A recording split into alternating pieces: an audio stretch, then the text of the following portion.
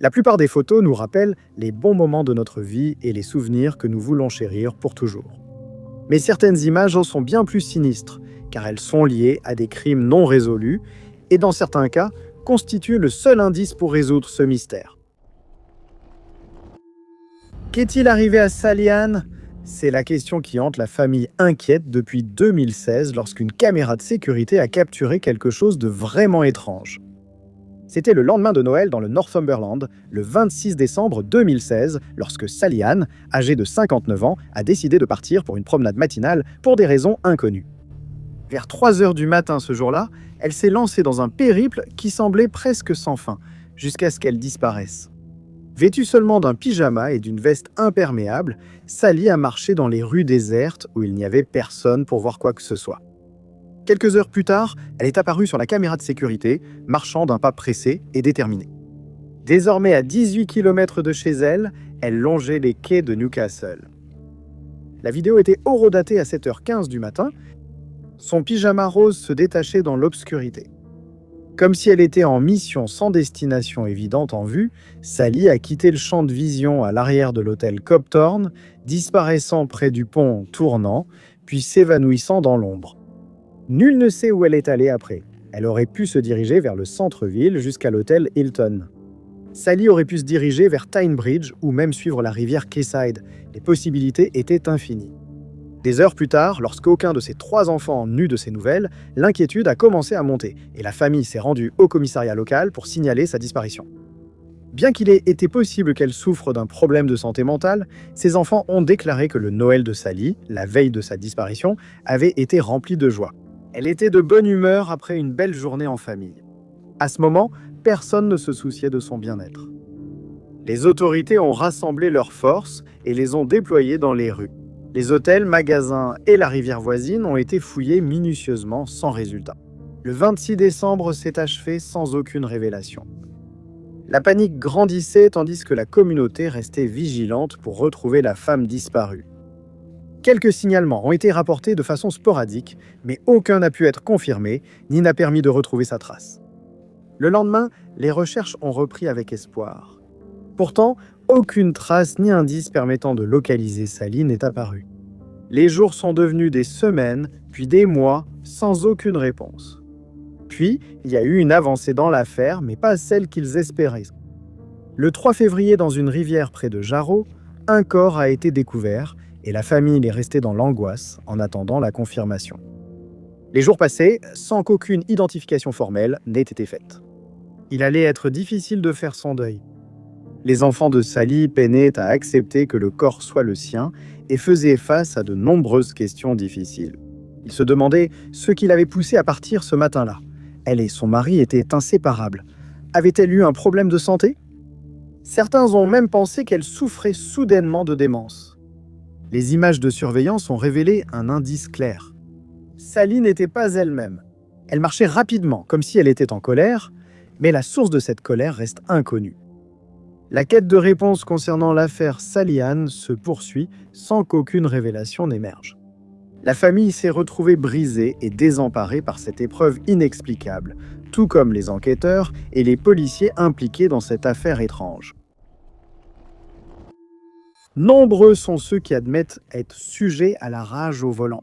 Cela a provoqué de nombreuses altercations, mais la plupart d'entre nous évacuons notre colère puis oublions vite l'incident. Mais ce n'est pas ce qui s'est passé dans le cas impliquant un chauffeur routier de 44 ans nommé George Guerrero, originaire de Perth Amboy dans le New Jersey, qui conduisait son semi-remorque en direction est sur l'Interstate, 10 le 7 mai 2017. Selon les témoins qui ont assisté à la scène vers 13h50, cet après-midi-là, George venait de sortir d'une zone de travaux, après quoi il est passé de la voie de droite à la voie de gauche. Un autre chauffeur de camion, apparemment agacé, a alors collé le camion de George, poussant ce dernier à revenir sur la voie de droite. L'autre chauffeur a accéléré et s'est retrouvé à côté de George. Les témoins ne sont pas sûrs, mais pensant que le second chauffeur a heurté légèrement le camion de George, le faisant quitter la route et entrer dans un bois. Il sera révélé plus tard que, alors que les deux camions étaient côte à côte, le deuxième homme a sorti une arme à feu et a tiré plusieurs fois sur George, alors qu'il roulait à environ 110 km à l'heure. Les témoins présents ont immédiatement contacté la police car ils craignaient que George ait été blessé. À leur arrivée, les policiers ont constaté qu'il avait été touché plusieurs fois et était déjà mort. George voyageait avec sa chienne Aria, qu'il avait adoptée dans un refuge et qui l'accompagnait depuis qu'il avait commencé à conduire des camions à titre privé. Auparavant, il travaillait chez Oscar Transportation à Middlesex, dans le New Jersey. Aria, indemne, a été retrouvée dans le camion puis conduite dans un refuge local d'où le cousin de George l'a récupérée. Depuis, elle vit avec Christopher, le fils de George, et semble aller bien. Ils ont indiqué qu'après que le camion de George ait quitté la route, son agresseur s'est enfui rapidement et, malgré la description des témoins, n'a jamais été identifié. Ils ont également décrit le camion dans lequel il voyageait et une photo de ce type de véhicule a depuis été diffusée au public. Le suspect est un homme afro-américain barbu, probablement chauffeur de camion depuis un certain temps. Il a cependant été suggéré qu'il ne suit probablement pas un itinéraire fixe et qu'il n'est peut-être pas revenu dans la région depuis l'attaque. Pour compliquer encore les choses, l'Interstate 10 est l'une des routes les plus fréquentées du pays, avec des milliers de camions qui y circulent chaque jour. Les autorités ont publié la description du camion de l'agresseur, précisant qu'il pourrait être endommagé sur le côté après la collision. Il est décrit comme un Freightliner Century à toit plat orange, modèle entre 2000 et 2005 équipé d'un carénage et d'un espace pour dormir. Au moment de l'incident, l'assaillant tractait une remorque blanche de 53 pieds, qui, selon les témoins, était assez sale. Toute personne ayant été témoin de l'incident ou connaissant le chauffeur du camion en question est priée de contacter la police de Jacksonville au 90 4630 05. 00. Claire Holliday a visité l'île de Mull en janvier de cette année. Son 36e anniversaire approchait ce mois-là, un événement que sa famille attendait avec impatience. Malheureusement, il n'aurait jamais l'occasion de le célébrer avec elle, car 16 jours auparavant, le 7 janvier, elle avait mystérieusement disparu. Claire séjournait dans la région de Fionfort, sur l'île, et on disait qu'elle utilisait un camping-car Fort Transit pendant son voyage. Le camping-car portait l'immatriculation WN52AZP, dans lequel elle vivait vraisemblablement. Lorsque Claire a cessé de répondre aux appels et aux messages de sa famille, celle-ci s'est de plus en plus inquiétée et a prévenu la police. Ils ont décrit son camping-car et précisé que la femme de 35 ans avait un accent anglais. Ils ont aussi envoyé des photos récentes d'elle, espérant que quelqu'un l'aurait vue dans la région. La police locale a lancé des recherches approfondies. Lors de la recherche de Claire, les enquêteurs ont découvert des images de vidéosurveillance du quartier de Faienfort. Ce fut la dernière fois qu'on la vit avant sa mystérieuse disparition définitive. Faienfort est le dernier village au bout de la route de Cranior, la zone où les visiteurs peuvent prendre le ferry pour Iona. Claire a peut-être même embarqué à bord et s'est perdue sur l'île voisine. Il y a plusieurs magasins dans la région, un restaurant, un café, des boutiques de souvenirs et une quincaillerie, mais personne ne se souvient avoir vu la femme anglophone dans aucun de ces endroits. Sur les images extraites des caméras de surveillance, on peut voir la femme portant une veste bleue, un pantalon blanc, une écharpe et un bonnet. Des recherches approfondies sur la disparition ont été menées et des images de Claire ont été diffusées au public, accompagnées du maximum d'informations possibles.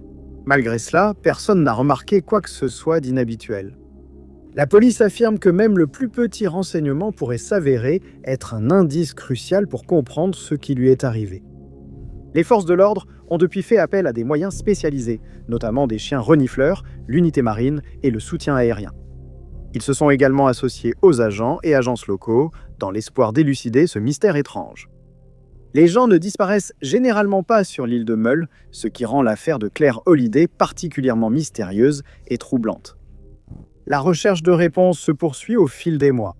Sa famille et ses amis gardent espoir qu'une révélation sera bientôt faite. Alors que l'année touche à sa fin, cet espoir s'amenuise lentement. La police de North Auckland a publié une photo d'un véhicule qu'elle pense être impliqué dans l'affaire Diane Nakano, âgée de 22 ans, tuée par balle en 2013, quelques heures seulement avant qu'il ne fête son 23e anniversaire. Aya venait d'obtenir son diplôme en sociologie à l'Université de l'Oregon et avait commencé à travailler dans une entreprise de logistique pour gagner un peu plus d'argent. Le 12 juin de cette année, il est allé sur le campus de l'UC Berkeley pour jouer un match de basketball. Après le match, il est démonté dans sa voiture pour rentrer chez lui à Emeryville. Alors qu'il circulait au niveau du 5800 de Marker Street, dans le quartier de North Oakland, sa voiture a été percutée à l'arrière. Il s'est alors arrêté pour vérifier les dégâts et échanger les informations d'assurance avec l'autre conducteur. Les deux hommes sont sortis de l'autre voiture et se sont approchés d'Aya, avant qu'un des hommes ne sorte une arme à feu, la pointe sur Aya et appuie sur la gâchette, mettant ainsi fin à sa vie. Au fil des années qui ont suivi, aucun suspect n'a été identifié, et la famille d'Aya estime que la police a fait preuve de laxisme dans ses efforts pour résoudre l'affaire.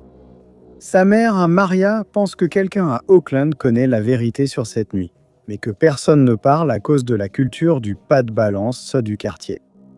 Il pourrait aussi avoir peur que les coupables se vengent d'eux s'ils parlent, et c'est pourquoi l'affaire d'Aya est restée au point mort depuis lors. Mais dans le but d'obtenir plus d'informations, la police d'Oakland et le FBI ont offert une récompense collective de 128 000 $ à toute personne qui les contactera avec des informations menant à l'identification des agresseurs d'Aya. Les enquêteurs ont aussi diffusé une photo de la voiture suspectée d'avoir percuté celle d'Aya, identifiée grâce à la vidéosurveillance de la zone.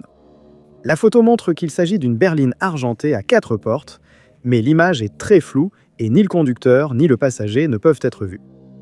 Il n'a pas été révélé si Aya s'est fait dépouiller après l'attaque, et dont le mobile du crime reste un mystère.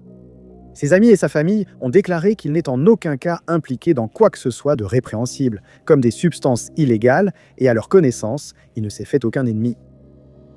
Bien que la marque et le modèle de la voiture en question restent inconnus, le département de police de l'Oregon espère que quelqu'un verra la photo et la reconnaîtra.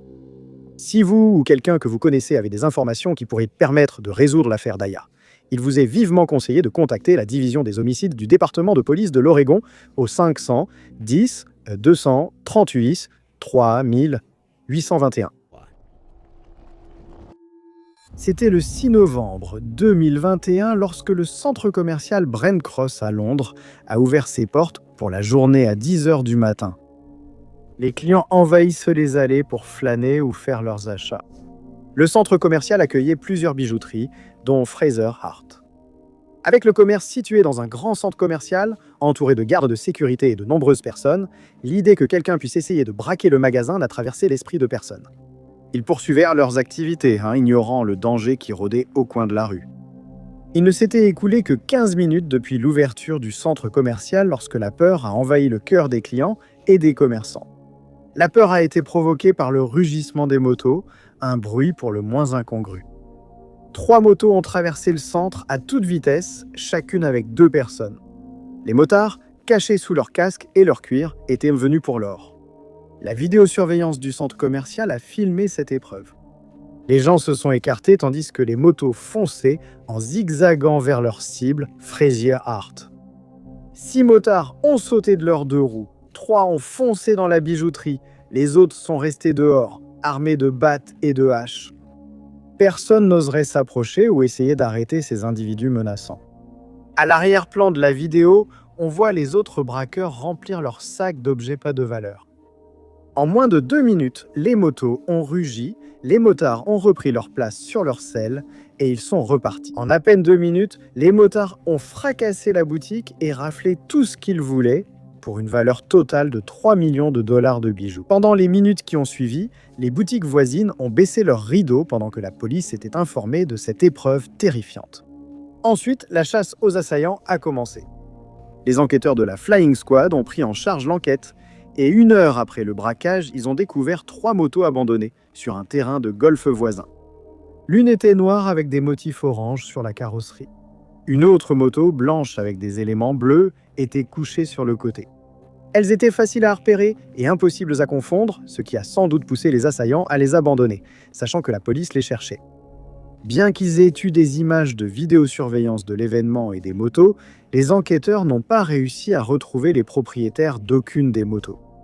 Ils se sont volatilisés aussi vite qu'ils étaient apparus dans le centre commercial, se fondant parmi les autres habitants et sans être retrouvés ni arrêtés.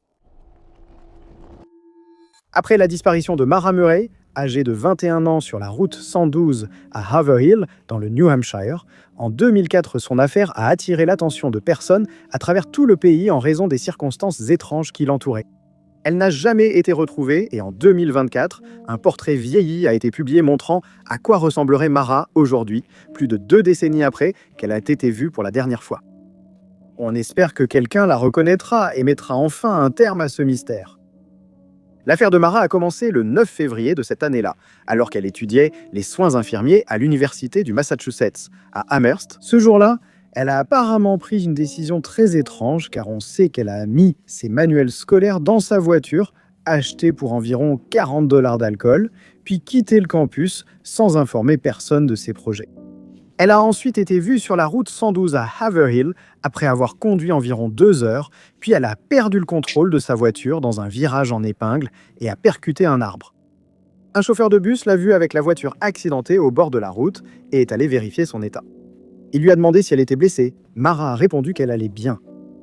Le chauffeur pensait qu'elle était ivre et a proposé d'appeler la police, mais Mara a refusé, disant qu'elle avait déjà appelé AA pour une dépanneuse. Le chauffeur de bus savait que c'était faux, car il n'y avait pas de réseau téléphonique dans la région. De retour chez lui, il a appelé la police pour signaler l'incident. Il a bien précisé qu'elle était seule et qu'elle semblait en état d'ébriété. Les agents sont arrivés peu après sur place et ont trouvé la voiture de Mara, mais elle restait introuvable. La zone a été fouillée sans résultat et l'affaire est restée sans suite.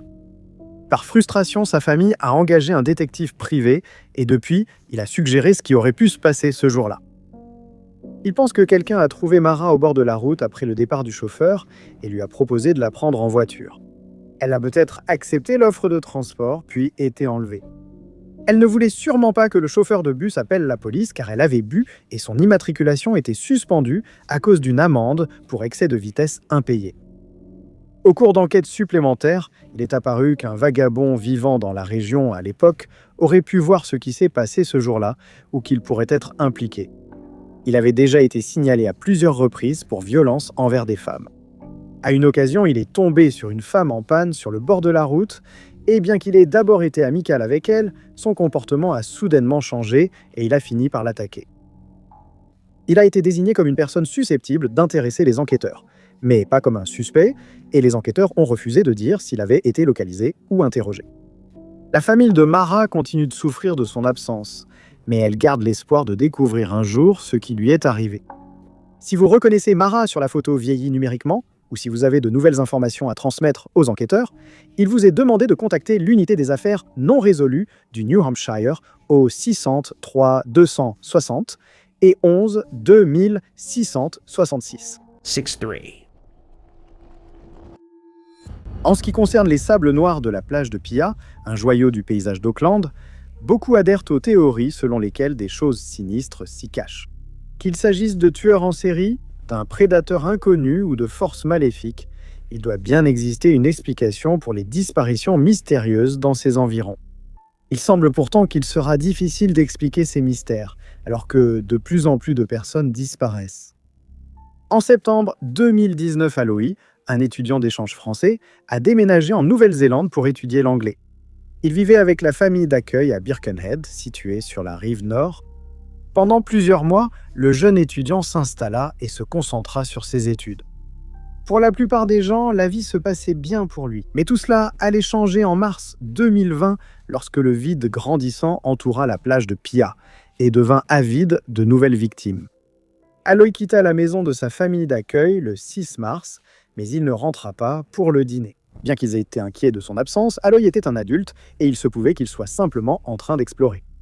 Malheureusement, ce ne serait pas le cas. Quelques heures se sont transformées en quelques jours sans aucun signe du retour de l'étudiant à la maison. Les craintes ont commencé à grandir et la police a été informée de cette absence inhabituelle. Les autorités d'Auckland ont immédiatement commencé à enquêter. Mais sans savoir dans quelle direction il était parti, retracer ses pas s'est avéré extrêmement difficile. Les enquêteurs se sont tournés vers le téléphone du jeune homme et ont commencé à le localiser, espérant ainsi déterminer où il aurait pu aller. Ils ont d'abord découvert qu'il avait cherché un itinéraire vers Pia sur Google Maps. La recherche a été effectuée à 5 h du matin le 7 mars. Pia était connu pour son célèbre sable noir et Aloy s'y rendait pour en ramasser afin d'en rapporter chez lui comme souvenir. Avec une localisation générale pour débuter les recherches, la police a consulté les caméras de sécurité, espérant qu'une épicerie, un bus ou une gare ait filmé des images de lui dans la région. Cette enquête s'est révélée très utile, car Aloy a été filmé par les caméras de vidéosurveillance à la gare de Brittamark à 6h30 ce matin-là. Quelques instants plus tard, il a été vu descendant du train à la gare de Fruitfrail avant de marcher encore 11 km en près de 2 heures, en direction de Pia Road, où il est arrivé juste après 9 heures ce matin-là. Son téléphone a émis un signal sur Pia Road, mais a cessé de transmettre peu après. Toutes les traces d'Aloy ont disparu à son arrivée dans la région. La police d'Auckland s'est rendue dans la région pour mener des recherches sur le terrain, mais ils n'ont rien trouvé. Il n'y avait aucun indice physique et aucune preuve suggérant qu'il ait jamais été là. Une fois que les choses ont commencé à revenir à la normale, l'affaire est tombée dans l'oubli du public. Et 5 ans se sont maintenant écoulés et nous ne sommes toujours pas plus près d'une solution à ce mystère sans fin. Lorsqu'un être cher disparaît sans explication, sa famille reste dans l'incertitude. Et dans la plupart des cas, tout ce qu'elle peut faire, c'est espérer et prier pour qu'il soit retrouvé sain et sauf. Mais lorsqu'une affaire de disparition reste non résolue pendant des années, cet espoir commence à s'amenuiser. Et dans des cas comme celui impliquant Pauline Sowry, âgée de 49 ans, il disparaît complètement. La dernière fois que Pauline a été vue, c'était alors qu'elle passait du temps avec sa famille à Wollongong, en Australie, en décembre 1993. Il sera révélé plus tard qu'elle avait divorcé de son mari en juin de cette année-là et reçu une importante somme d'argent lors de la procédure. Selon ses amis et sa famille, elle a ensuite commencé à fréquenter des personnes considérées comme une mauvaise influence, et il a été soupçonné qu'elle avait été enlevée et dépouillée avant que sa vie ne prenne fin. Les circonstances de la disparition de Pauline restent floues, sans indication sur le lieu où elle a été vue pour la dernière fois, ni ses projets au moment de sa disparition. En 2002, les enquêteurs pensaient qu'une ou plusieurs de ses nouvelles connaissances savaient ce qui lui était arrivé et étaient peut-être impliquées dans sa disparition. En 2008, elle a été officiellement déclarée décédée malgré le fait qu'elle n'ait pas été retrouvée. En 2023, l'affaire a été réexaminée et une récompense de 500 000 $ a été offerte à toute personne fournissant des informations permettant de retrouver sa trace ou d'identifier son agresseur. Peu de temps après, quelqu'un a contacté les autorités pour leur suggérer de fouiller la brousse à Fig Tree et c'est là que les enquêteurs ont trouvé leur premier indice. 3 vêtements ont été retrouvés et on pense qu'ils appartenaient à Pauline. Parmi les objets retrouvés figurait un chemisier blanc à manches longues avec des coutures blanches et oranges et un pantalon en polyester foncé. Certaines coutures avaient été ajoutées par la personne qui portait le chemisier. Comme Pauline modifiait souvent ses vêtements à la main, cela suggérait qu'elle portait cette tenue lors de son enlèvement. Malgré ces nouvelles preuves, les enquêteurs n'ont pas avancé dans l'identification d'un suspect et l'affaire est restée sans suite. En 2024, les autorités ont reçu un témoignage d'un membre du public qui a déclaré avoir vu Pauline dans une berline blanche HK Kingswood, modèle 1968, au sud de Wollongong, le jour de sa disparition. Une photo de ce modèle de voiture a été diffusée au public et toute personne se souvenant avoir vu une voiture similaire dans cette zone ce jour-là est priée de contacter la police. En attendant, l'enquête s'est poursuivie et le 29 mai 2025, les autorités ont annoncé qu'un suspect avait été arrêté. Bien que les détails sur la manière dont l'homme a été identifié comme suspect n'aient pas été révélés, on sait qu'un homme de 64 ans a été placé en garde à vue à Gwenville. Il a été inculpé de complicité après les faits, car on pense qu'il a aidé les agresseurs de Pauline à dissimuler ses restes. Y a-t-il des extraterrestres à Compton ? C'est la question qui a laissé beaucoup de gens sur le qui-vive plus tôt cette année, lorsque Jessica Ortiz a publié une vidéo déconcertante et inquiétante. Elle a publié une vidéo de 11 secondes sur son compte Instagram, qui a été prise par une caméra Ring installée sur son Porsche. Le matin du 5 juin, Jessica a vu une notification qui était arrivée vers 1h du matin. Elle venait de l'application Ring, signalant un mouvement détecté devant sa maison. En ouvrant la notification, elle a découvert une image troublante. Au début de la vidéo, une silhouette étrange sortir du champ. Jessica n'en croyait pas ses yeux devant ce qu'elle voyait et a demandé à son fils de revoir la vidéo aussi. Lui aussi a remarqué quelque chose d'étrange. Juste sur la droite, passant devant le Porsche, une créature ressemblant à un extraterrestre avec une tête de xénomorphe et un corps translucide. Quand son fils a signalé la même chose, Jessica a ressenti du soulagement. Elle n'était pas folle, il y avait vraiment quelque chose de sinistre venu d'ailleurs qui rôdait là.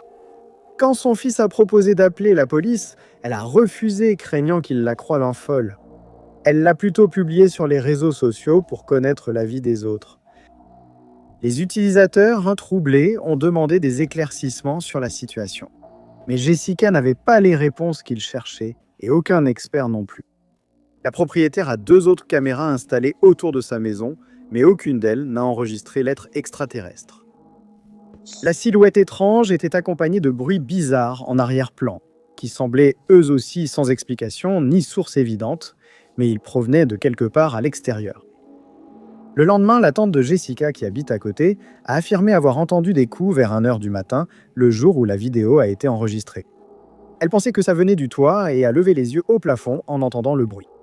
Elle a également entendu un bruit de grattement, un autre coup, puis un dernier avant que tout ne devienne silencieux.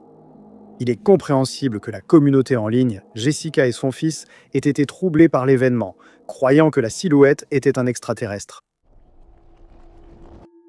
Adel El Rafey, âgée de 57 ans, a tragiquement perdu la vie le jour de Noël 2022 et son affaire reste non résolue 3 ans plus tard.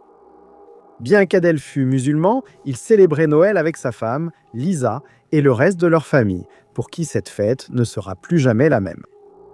Le jour en question, il avait neigé dans la ville natale d'Adel, à Covington, dans le Tennessee, et la famille a passé sa matinée, comme la plupart des autres familles le jour de Noël, à ouvrir des cadeaux et à profiter de la compagnie des uns et des autres. Il s'est ensuite rendu à son épicerie qui s'appelait Bull Run et a ouvert les portes au cas où quelqu'un aurait besoin de faire des achats de Noël de dernière minute. Lisa dira plus tard qu'elle avait demandé à Adel de rester à la maison avec la famille, mais il a préféré ouvrir le magasin. Personne n'aurait pu s'attendre qu'entre midi et 13h, un homme entrerait dans le magasin, sortirait une arme à feu et tuerait Adel. Il a sûrement vu son agresseur, car il devait autoriser les clients à entrer et pensait que ce n'était qu'un client de plus. Lorsque la scène a été analysée, il a été déterminé qu'Adel était assis derrière un comptoir lorsque l'assaillant a ouvert le feu, et il n'aurait eu aucun temps pour réagir ou s'enfuir. L'homme a tiré à travers une petite ouverture dans le plexiglas devant le comptoir et ne pouvait donc pas être à plus d'1 mètre de la victime. Il est maintenant compréhensible de supposer que l'attaque était un vol qui a mal tourné. Mais les enquêteurs pensent désormais qu'Adel connaissait l'homme qui a mis fin à sa vie et qu'il était peut-être un client régulier du magasin. Des images de vidéosurveillance ont permis aux enquêteurs de trouver leur premier indice. On y voyait un homme entrer dans le magasin entre midi et 13h, et il est resté dans le magasin pendant environ 2 minutes avant de s'en aller précipitamment. Une image tirée de la vidéo a été diffusée et les enquêteurs ont demandé à toute personne le reconnaissant de les contacter immédiatement. Ils décrivent l'homme comme mesurant entre 1,68 m et 1,83 m avec une silhouette mince. Toute personne qui reconnaît l'homme sur la photo ou qui a d'autres informations concernant l'affaire d'Adel est priée de contacter la division des enquêtes criminelles du département de police de Covington au 90 1475 1264. Elle a peut-être été enlevée.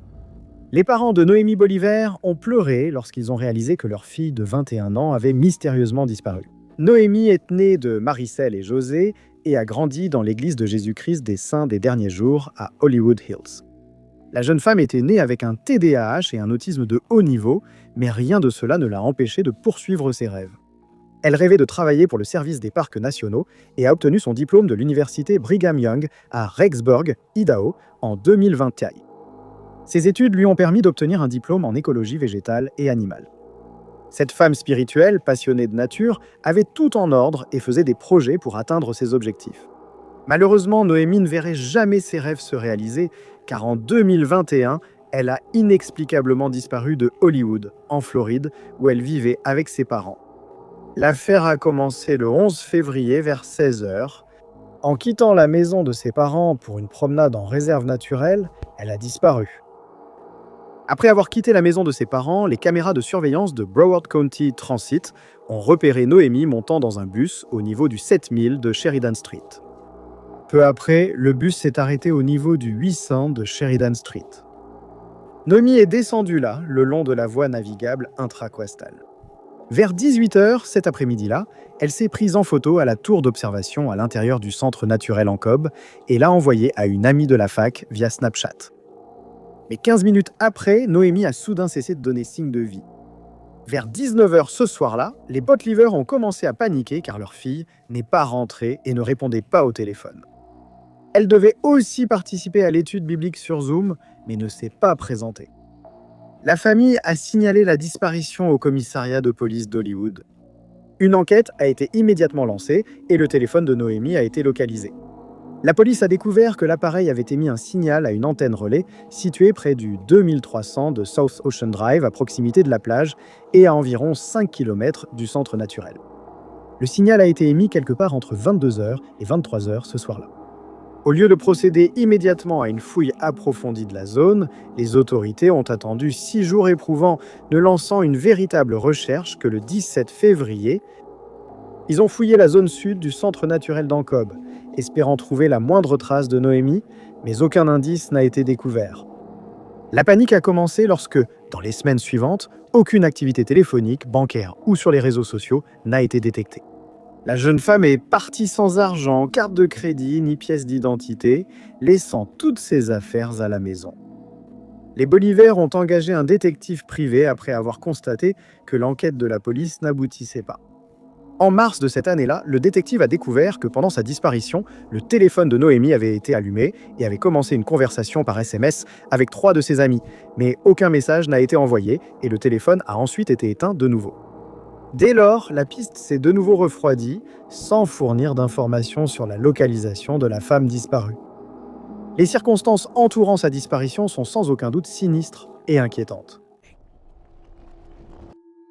La disparition et la mort en 2000 de Denise Leclerc, âgée de 32 ans à Burton, dans le Michigan, restent non résolues.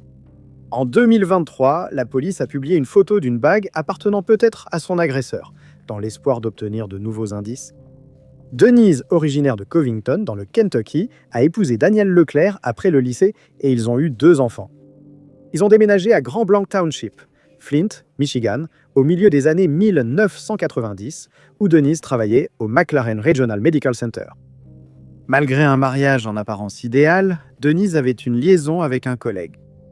Le 23 avril 2000, lors de son service de 23 heures, Denise n'est pas rentrée chez elle. À la place, elle a posté des cartes postales au bureau de poste de Burton, puis a disparu. Sa Chevrolet Cavalier rouge a été retrouvée abandonnée vers minuit sur le parking du bureau de poste. La portière côté conducteur était ouverte, vitres baissées, phare et clignotant allumés. Point important, la voiture a été remorquée avant que sa disparition ne soit signalée, retardant ainsi l'enquête sur place. À l'intérieur, son téléphone était branché, mais son sac avait disparu. Le lendemain matin, ses vêtements ont été retrouvés à environ un demi-mile de là, près d'un cabinet médical. Son corps a été découvert peu de temps après dans un champ, vêtu de ses sous-vêtements et d'un imperméable. Une autopsie a confirmé une attaque mortelle par arme à feu. L'indice le plus important était la bague en or avec un seul diamant retrouvé près de son corps. On pense qu'elle a glissé du doigt du coupable pendant l'agression. Daniel Leclerc et l'amant de Denise ont tous deux été écartés comme suspects grâce aux preuves ADN retrouvées sur les lieux. Et à ce jour, son agresseur n'a jamais été identifié. La technologie avancée, en particulier les systèmes de sécurité domestique, comme les caméras de sonnette Ring, a révolutionné la sécurité en permettant aux propriétaires de détecter les cambrioleurs et d'aider dans les cas d'accident, d'enlèvement ou de disparition. Certains propriétaires ont vécu des événements troublants et regrettent d'avoir installé ces caméras. Ce fut le cas à Sumter, en Caroline du Sud, en 2021, lorsque des images inquiétantes capturées par une caméra ont déclenché une série d'événements étranges dans un quartier tranquille, laissant les habitants sur le qui-vive. Après avoir reçu plusieurs signalements concernant un homme masqué rôdant dans le secteur, le bureau du shérif du comté de Sumter a ouvert une enquête. Un habitant du quartier leur a fourni une vidéo inquiétante qui montre exactement ce qui effrayait la communauté. Une image extraite des images de vidéosurveillance montre un individu inconnu regardant directement la caméra. Son identité est cachée derrière un masque blanc avec de grands trous pour les yeux et 2 petites ouvertures pour les narines. La scène inquiétante a laissé le propriétaire inquiet pour sa sécurité. Le reste du quartier a été gagné par l'inquiétude après avoir vu le même rôdeur sur leur caméra de sécurité. Ils ont comparé les traits du masque à ceux du Slenderman, ce qui a déclenché la peur dans toute la communauté.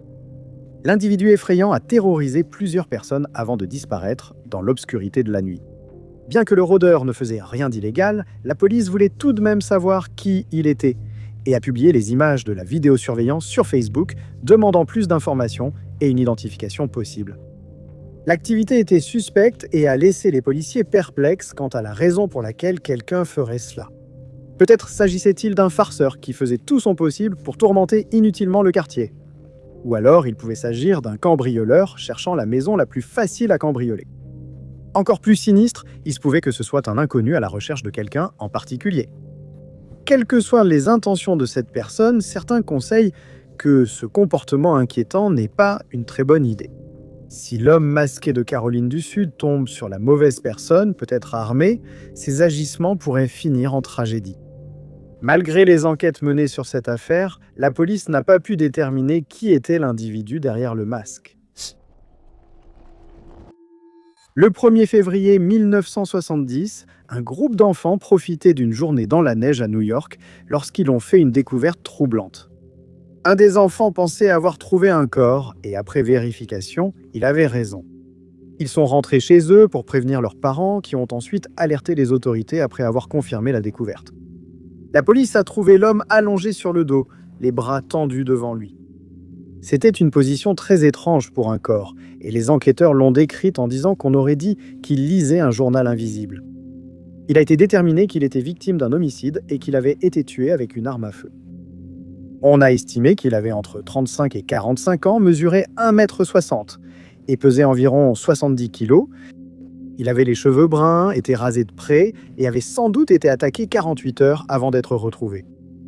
On a d'abord pensé qu'il était mort ailleurs, puis que son agresseur l'avait traîné par les bras jusque dans la zone où il a été retrouvé, expliquant sa position étrange due au froid. Il avait 156 $ dans sa poche, aucun document d'identité. Et chose étrange, il portait plusieurs couches de vêtements, dont la première était un imperméable couleur sable. En dessous, il portait un costume à fines rayures vert foncé avec une cravate Playboy Enterprise et sous cela, un pyjama. Il avait une montre Omega Seamaster à son poignet et portait une grosse bague en or à l'un de ses doigts. Avec tout cela, il portait des chaussures noires recouvertes de galoches. Il était peu probable qu'il vienne de la région et certains enquêteurs ont suggéré qu'il ne venait peut-être pas des États-Unis. La principale théorie était qu'il venait du Brésil, car sa chemise y avait été fabriquée. Après consultation d'un bijoutier, il a été établi que sa bague avait été achetée dans ce pays. De plus, les munitions utilisées lors de l'attaque avaient probablement aussi été achetées au Brésil. Il aurait porté plusieurs couches pour rester au chaud, étant habitué à un climat plus chaud comme au Brésil. Quant au mobile de l'attaque, on pensait qu'il était impliqué dans le crime organisé et qu'il avait été amené aux États-Unis avant qu'il soit tué, afin qu'on ne puisse pas remonter jusqu'à son ou ses agresseurs. Les habitants de la région, y compris des criminels connus, ont été interrogés, mais personne n'a reconnu l'homme et son identité est restée inconnue jusqu'en 2019, lorsqu'il a été décidé que des échantillons de ses restes devaient être exhumés afin que son ADN puisse être prélevé. Un artiste spécialisé a réalisé un portrait robot du visage de l'homme, dont une photo a été rendue publique afin de susciter de nouvelles pistes. L'année suivante, Edward Sullivan, âgé de 42 ans et détenu à Stormville, dans l'État de New York, s'est manifesté pour déclarer qu'il avait des informations sur le John Doe. Il avait surpris des co-détenus évoquant 3 hommes ayant tué un passeur de drogue puis abandonné son corps sur un talus. Et il a nommé les détenus comme étant Alphonse Persico, Jerry Langella et Hugh McIntosh, tous connus pour leurs liens avec la mafia. Ils sont tous décédés depuis et on ignore toujours s'ils étaient impliqués dans la mort de cet homme. À ce jour, l'identité de la victime reste inconnue. Tim Hazard est né et a grandi à Saint-Louis, Missouri.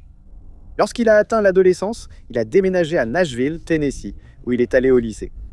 Il faisait régulièrement des allers-retours à Saint-Louis pour rendre visite à sa famille. En 2023, il a obtenu son diplôme de fin d'études secondaires et est retourné dans sa ville natale, où il allait étudier à l'université Western du Missouri. 1 an plus tard, il a pris un semestre de congé pour économiser de l'argent. À ce moment-là, il vivait à Grand Valley, dans le Missouri, et travaillait chez Price Chopper.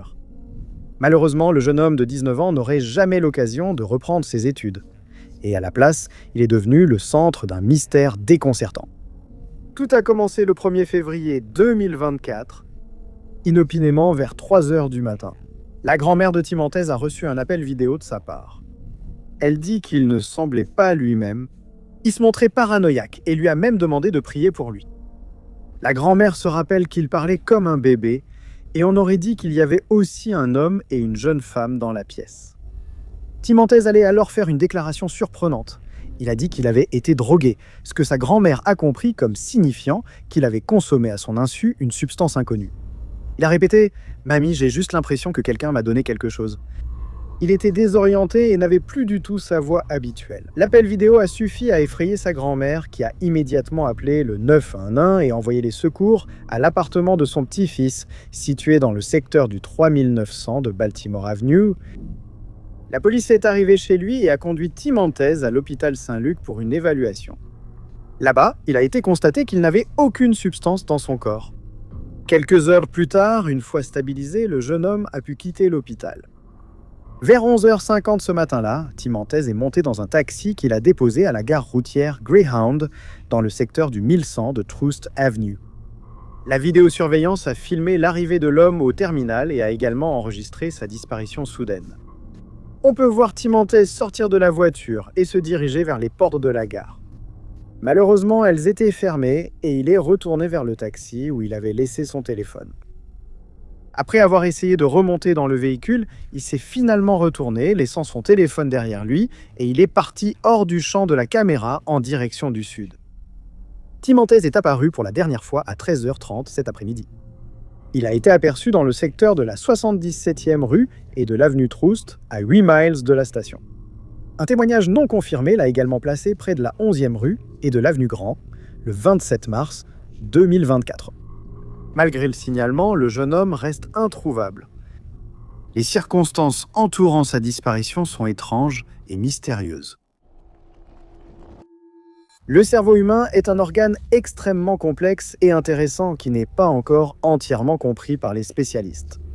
Afin de mener autant de recherches que possible sur le sujet, l'Université du Texas collecte les cerveaux de personnes décédées et, en 2014, cela est devenu le sujet d'un étrange mystère qui n'a toujours pas été résolu. L'un des cerveaux conservés à l'université était celui de l'ancien marine Charles Whitman. Il est né à Lake Worth, en Floride, en 1941, et il a eu une enfance difficile car aucune réussite de lui ou de ses frères n'était jamais suffisante aux yeux de leur père.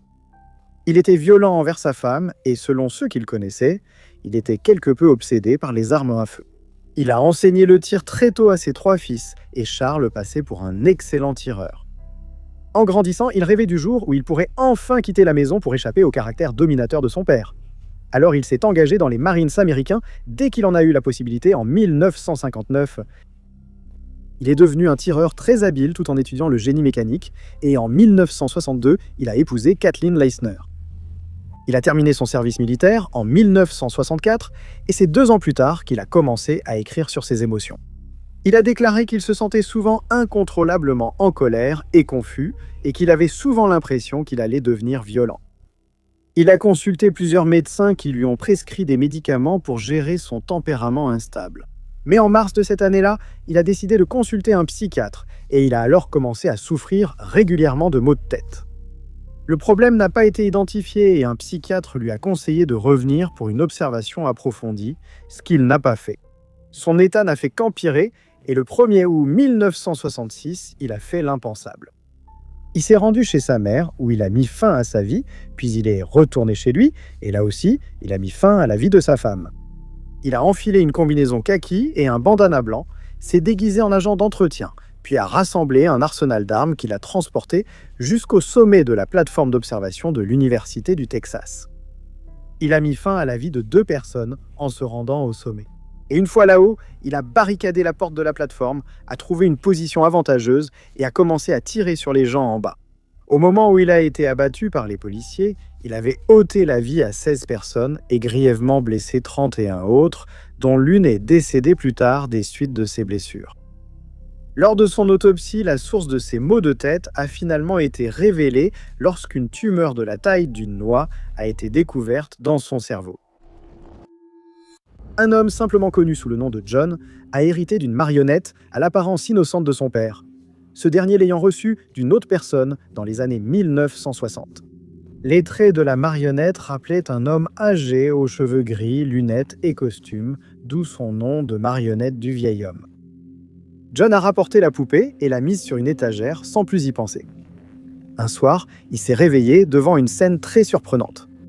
Il a expliqué s'être réveillé et être resté éveillé dans son lit quand soudain, quelque chose a attiré son attention. Il a cru voir une ombre bouger près de la fenêtre, puis, sans aucun avertissement, une paire de mains s'est resserrée autour de sa gorge. C'était la marionnette représentant un vieil homme. Il a tenté en vain de réveiller sa femme, mais elle restait immobile. John avait croisé le regard de la marionnette, qui était assise de l'autre côté de la pièce avec un sourire étrange étalé sur le visage. Il comprit alors que la poupée devait partir. Convaincu que l'objet inanimé le hantait et tentait de mettre fin à sa vie, Jean a contacté une enquêtrice paranormale, Jane Harris.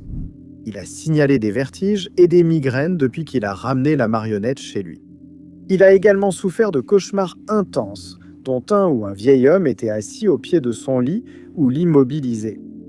Jane de Stourbridge a commencé son enquête en utilisant des caméras de surveillance, un outil technologique pratique qui permettrait de confirmer ou d'infirmer la présence paranormale entourant l'objet. Pendant les 3 mois suivants, elle filmerait la marionnette qui était enfermée dans une vitrine. La caméra serait laissée en marche de 23h30 à 2h30 le lendemain matin. Un soir, la caméra à vision nocturne a capturé quelque chose qui donnerait des frissons à n'importe qui. C'était le 13 juillet 2015 à 2h05 du matin, quand la caméra a capturé quelque chose d'inexplicable.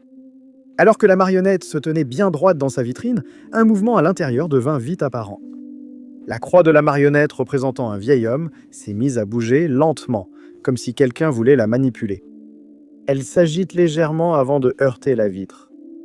Jane, bien sûr, dormait à ce moment-là et n'a remarqué le mouvement que le lendemain matin en regardant la vidéo. C'était troublant mais aussi excitant. Lors de ses enquêtes, elle n'avait capturé que de la brume et des sphères flottantes. C'était autre chose. Suite à la découverte, John a permis à l'enquêteur paranormal de garder la marionnette, surtout qu'elle avait essayé de l'étrangler. Jane a emmené la marionnette, représentant un vieil homme dans son sous-sol, a scellé sa vitrine et l'a bénie avec de l'eau bénite où elle se trouve encore aujourd'hui. C'est un fait malheureux que lorsqu'une personne n'est plus capable de s'occuper d'elle-même, elle doit compter sur ses proches pour s'assurer qu'elle ait tout ce dont elle a besoin, médicalement et dans sa vie quotidienne. Mais dans certains cas, il devient impossible de s'occuper d'eux à la maison et une décision difficile doit être prise pour confier cette responsabilité à des soignants professionnels, ce qui a été le cas pour un homme nommé Van Ingram. Van a reçu un diagnostic d'autisme sévère lorsqu'il avait 8 ans. Il avait des crises et, en grandissant, adoptait des comportements difficiles, suivant ses instincts et se mettant souvent en danger. C'est pourquoi sa mère a décidé de l'emmener chez un médecin qui a déterminé qu'il était autiste et que son trouble relevait d'une forme sévère du spectre autistique. Avec le temps, il est devenu de plus en plus difficile de le contrôler. Et sa famille, suivant les conseils des professionnels de santé, a décidé qu'il recevrait de meilleurs soins au Fairview Development Center à Costa Mesa, en Californie. Il a intégré l'établissement à 8 ans la même année et il est vite apparu qu'il nécessitait une surveillance et des soins continus. C'était un enfant très énergique qui avait du mal à rester assis même quelques minutes. Et sa famille savait que les professionnels de l'établissement pourraient mieux s'occuper de lui qu'eux. Van est resté sous leur garde pour le reste de sa vie, mais en 2007, alors qu'il avait 50 ans, il s'est passé quelque chose qui n'a toujours pas été complètement expliqué. Vers 5h30 du matin, le 6 juin de cette année-là, les membres du personnel du centre ont affirmé l'avoir trouvé allongé par terre, inconscient, à côté de son lit. Il ne semblait pas avoir subi de blessures apparentes, alors ils ont essayé de le réveiller, mais sans succès. Ses soignants l'ont installé sur une chaise, l'ont habillé et ont essayé de le faire tenir debout, mais ils ont fini par le remettre dans son lit, n'obtenant aucune réaction de sa part. Dans une telle situation, le personnel du centre est formé pour stabiliser le cou du patient, mais cette fois-ci, ils ont négligé de le faire et ils n'ont appelé les secours que 2 heures après que Van a été retrouvé inconscient. Il a été emmené à l'hôpital Oag, où des radiographies ont révélé une grave blessure à la colonne vertébrale. Le médecin qui s'en est rendu compte a également ajouté dans son rapport qu'une telle blessure ne pouvait pas survenir simplement en tombant du lit, et qu'une force excessive avait nécessairement été exercée.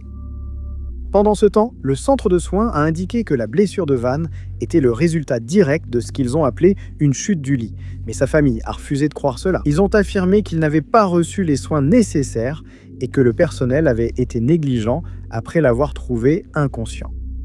Ils ont aussi affirmé que ses soignants avaient tenté de cacher qu'il avait subi une blessure grave. L'une des dernières photos de Van le montre allongé dans un lit d'hôpital après l'incident, en présence de sa famille. Il est mort de ses blessures 6 jours plus tard et la famille a intenté une action en justice pour décès injustifié. L'enquête qui a suivi a révélé que quelqu'un dans l'établissement avait placé Van dans une clé de tête et, ce faisant, lui avait brisé le cou. Depuis le tout début de l'exploration du reste du monde par l'homme, les peuples autochtones du monde entier ont fait face à une attaque concertée de la part des nouveaux arrivants. Au fur et à mesure que nous sommes passés à l'ère moderne, beaucoup ont été contraints d'accepter les changements qui l'accompagnaient. Mais même lorsqu'un sentiment de coexistence s'est installé, le bombardement a continué. De nombreux autochtones sont touchés de manière disproportionnée par les disparitions et les homicides.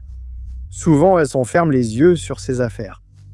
Kathleen Potts, une femme autochtone de l'Alberta, au Canada, est devenue un visage de plus sur la page des femmes et filles autochtones disparues et assassinées. Kathleen était très présente sur les réseaux sociaux, publiant et envoyant régulièrement des messages à ses proches et amis. Mais le 22 février 2016, cette personnalité pétillante et extravertie a soudainement disparu du monde en ligne. Ce jour-là, la jeune femme de 27 ans a envoyé un message à sa sœur via Facebook et ce serait la dernière fois que quelqu'un aurait de ses nouvelles. Le message disait qu'elle était à Kelowna et avait trouvé quelqu'un pour l'emmener à Calgary, en Alberta. Kathleen a expliqué que l'inconnu allait la conduire via Kijiji, son objectif principal étant de retrouver sa sœur qui vivait à Edmonton. Les deux ont vécu ensemble jusqu'à ce que la jeune femme décide, il y a quelques mois, de déménager à Enderby, en Colombie-Britannique, à 1 heure de Kelowna. Elle voulait se rapprocher de son petit ami, avec qui elle entretenait une relation en dents de scie. Il aurait été violent envers Kathleen et avait même été accusé d'agression en 2014. Ce jour-là, avant de contacter sa sœur, elle a aussi écrit à son petit ami pour exprimer sa contrariété à propos de l'argent qu'il lui devait apparemment. Kathleen était devenue étrangement silencieuse après son dernier message, ce qui a inquiété sa famille et ses amis. Selon sa colocataire, ainsi que Sam et Harm, Kathleen aurait rencontré un inconnu la veille au soir. La colocataire n'a jamais vu cette personne et on ne savait pas si elle devait l'amener à Calgary ou si c'était un autre individu. Cependant, dans les jours qui ont suivi, la famille a été frappée par une terrible prise de conscience. Kathleen avait disparu. Il n'y avait aucune nouvelle publication, aucun message, juste un silence implacable. La famille s'est rendue à la GRC le 1er mars et a signalé la disparition de la jeune femme dans l'espoir qu'une enquête rapide serait menée. Mais vu la façon dont les forces de l'ordre traitèrent les affaires autochtones, ces espoirs se sont vite éteints. 9 jours s'étaient écoulés depuis la dernière fois que Kathleen avait été vue et signalée disparue. Et il a fallu encore 19 jours à la GRC pour finalement diffuser une alerte officielle pour personnes disparues.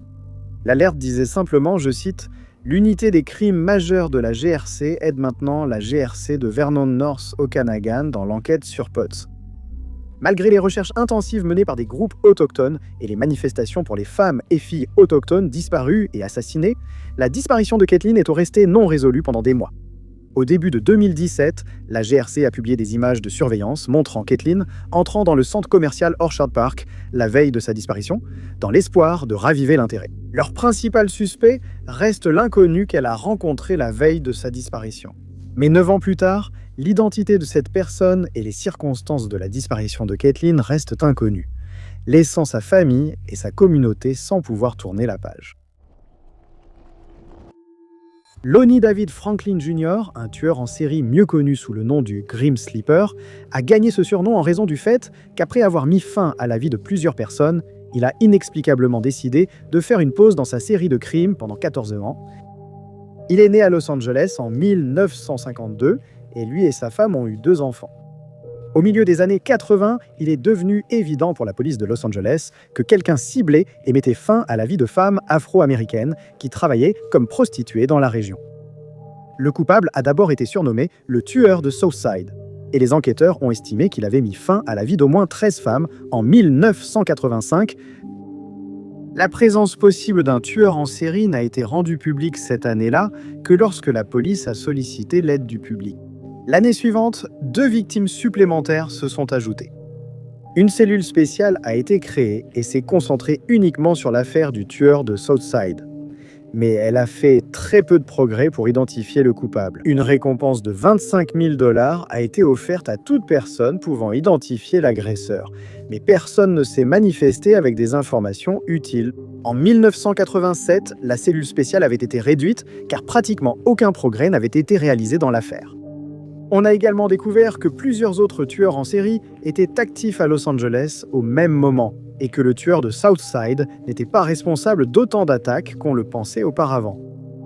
Au cours des 2 décennies suivantes, d'autres victimes ont été identifiées, mais aucun progrès n'a été réalisé pour identifier l'agresseur. Une autre équipe spéciale baptisée la cellule Whitson's a été créée et en 2008, la récompense pour toute information a été portée à 500 000 $. À ce stade, l'affaire était suivie par des personnes à travers tout le pays et les habitants de Los Angeles ont été invités à rester attentifs à toute activité suspecte et à demeurer vigilants et prudents. En 2009, le surnom de l'assaillant a été changé en Grim Sleeper lors d'une conférence de presse. Et en même temps, il a été rapporté qu'un homme avait contacté les autorités après avoir été témoin d'un individu en train de jeter des restes humains. Il a réussi à fournir à la police le numéro de plaque d'immatriculation du van de l'homme, et lorsqu'il a été retrouvé, il a été relié à une église cosmopolite aujourd'hui fermée. Une femme a échappé de justesse à une attaque, et lors de son interrogatoire, elle a révélé que l'homme responsable des crimes était afro-américain, dans la trentaine, et qu'il était soigneusement vêtu d'un pantalon kaki et d'un polo. Lonnie David Franklin Jr. est devenu un suspect après l'arrestation de son fils, et son ADN a présenté une concordance familiale avec l'ADN retrouvé sur certaines scènes de crime. L'ADN de Franklin, prélevé dans un restaurant qu'il fréquentait, a été identifié comme celui de l'agresseur, conduisant à son arrestation en juillet 2010. Plus tard la même année, la police a révélé que lors de la perquisition du domicile de Franklin, ils ont trouvé plus de 1000 photos de femmes qui auraient apparemment été prises par lui. Merci beaucoup d'avoir regardé. Si vous avez aimé cette vidéo, n'oubliez pas d'appuyer sur le bouton j'aime. N'oubliez pas non plus de vous abonner et de cliquer sur la cloche de notification pour rester informé de toutes nos prochaines vidéos. Mais je m'appelle Top 5 Unknowns et je vous retrouve dans la prochaine vidéo.